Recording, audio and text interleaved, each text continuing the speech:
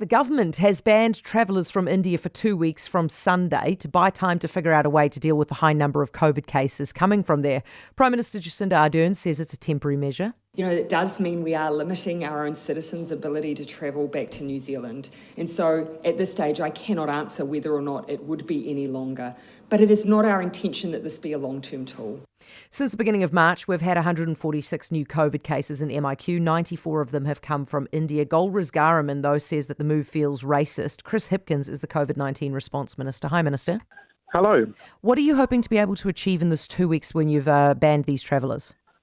What we need to do is figure out how we can reduce the risk here. The number of cases that we've seen coming in from India is higher than anywhere else in the world, and it seems to have been increasing. And so obviously we've got to look at why is that happening. Pre-departure testing has helped us to really turn down the risk from almost everywhere else. So we've just got to understand why that hasn't worked here, and what more we can do to provide those protections. Okay, what are your options? There's a variety of options. Obviously, we want to look at it as much as possible at avoiding people coming into New Zealand with COVID-19. If they are coming in with higher concentrations, is there more that we need to do at the New Zealand end to make sure that we're prepared for that and we're able to manage that risk appropriately? Do you have any options that have been provided to you by official advice or whatever, which would stop them from actually being sick on the plane? Yeah, so I think we look at the pre-departure testing regime, really make sure that we're confident in the quality of the tests that are being done, perhaps make it closer to the point of departure, again, to reduce the risk there. We've got to look at whether that's feasible, whether that would be even possible. So we're looking at all of those sorts of things. And then ultimately the New Zealand end, do we end up with a facility that's perhaps strengthened even more than our existing MIQ facilities to deal with higher concentration, flights that have higher concentrations of positive cases. So those are the sorts of things we can look at. You spoke about the quality of the tests. Are you concerned that they're not that robust? Well, one of the concerns that we've got is that people are coming in, testing positive at day 0 or day 1, which is with the first test when they arrive in, and they still have evidence that they've had a pre-departure test up to 72 hours before they left. So we really want to understand whether there's a problem with the test. Now, the advice that I've had so far suggests that there isn't a problem with the validity of the tests. So perhaps it's an issue with the length of time that they're getting the tests before they leave. Yeah.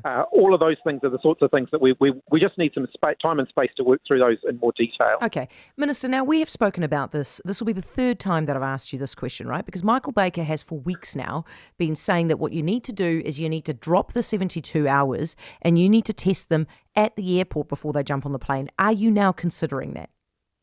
Well, one of the challenges with India is that we haven't been convinced that that's going to be possible. Why not?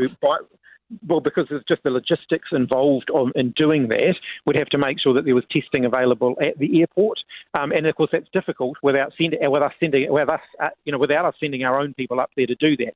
So we're actually just working our way through that at the moment. I mean, can't you just put that in as a requirement for the airline, or just hire somebody on the ground there?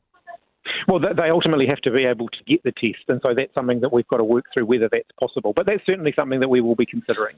These tests are not that hard to come by. I mean, you could buy them for €10 in the pharmacy, for example, in Germany. Are you saying you can't get a hold of them in India? No, those are different tests. So we have a higher standard of test required. So we are looking for is this about, are you wanting a PCR test? At the moment, the requirement is for someone to have had a PCR test. So here's the thing. Michael Baker reckons you'd be better off going for something that isn't as accurate as a PCR test, because then you're not going to get caught up on finding historical infections. You're just going to find people who are infectious. So, look, whether we should use an alternative test, that is certainly something that we'll look at. Okay. Now, are these all citizens who are planning to come to New Zealand that you're now restricting from coming in? I haven't yet got a country-specific breakdown. What I can say is that over 70 to 80%, over 80% in fact, of the arrivals in managed isolation are either New Zealand citizens or permanent residents. So less than 20% of the arrivals fall into the other category, which includes the essential workers, for example, that we're allowing in and so on. But I don't have that broken down by country. You surely can't tell me that 20 to 30% of them are all essential workers. What are the other categories? Sorry, of the overall arrivals? No, it's more than 80% are New Zealand citizens or permanent residents. Yeah, and the remaining are essential workers and what? Well, essential workers, people who have received a border exemption through the border exemption process that immigration operates. They've received a visa effectively because they meet one of the categories, which is largely a skills-based category, in order to come in. Okay, this guy who is not vaccinated, the border worker, the security guard at the Grand Millennium, why is he not vaccinated? Has he refused to take the vaccine?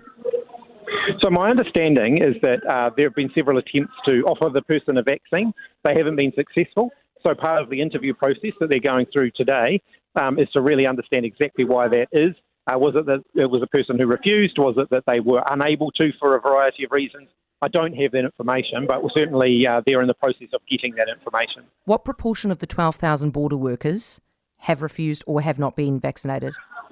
Well, it's actually a bigger number now because obviously the size of the border workforce continues to grow, particularly as we bring on... So it's 80%. So of the larger group, it's 80%, which is potentially thousands of people. So it's more than 80%. In our managed isolation, where they're predominantly government employees, and where we have a greater degree of control of the workforce, the proportion is higher. It's well above 90%. But those contracted workforces, those working at the airports where government's not the employer, some of those people are only working very part-time, for example. The rates at this point would appear lower, but we're going through quite a detailed process, literally name by name of identifying who hasn't Minister, been vaccinated and why. I'm sure that there'll be a lot of Kiwis out there right now who are thinking this is not good enough. We would have been all under the impression that this was done by now and you wouldn't have these people floating around at the border. You've said, the Prime Minister has said that from Monday you're going to start weeding them out and shifting them out. How long are you giving yourselves to get them all vaccinated? What's the deadline? We've already started that process. So what's the deadline? There's some difficult issues to work through here, including people's employment issues. So I'm not going to set a hard and fast date, but we want to do that as quickly as we can. So potentially we could have for some time yet people at the border who have not been vaccinated. Our first priority is to get people out of the frontline roles who haven't been vaccinated, but there are some employment processes that we have to work through, and obviously employment processes do take some time. Okay, Minister, thanks very much. Chris Hipkins, the COVID-19 Response Minister.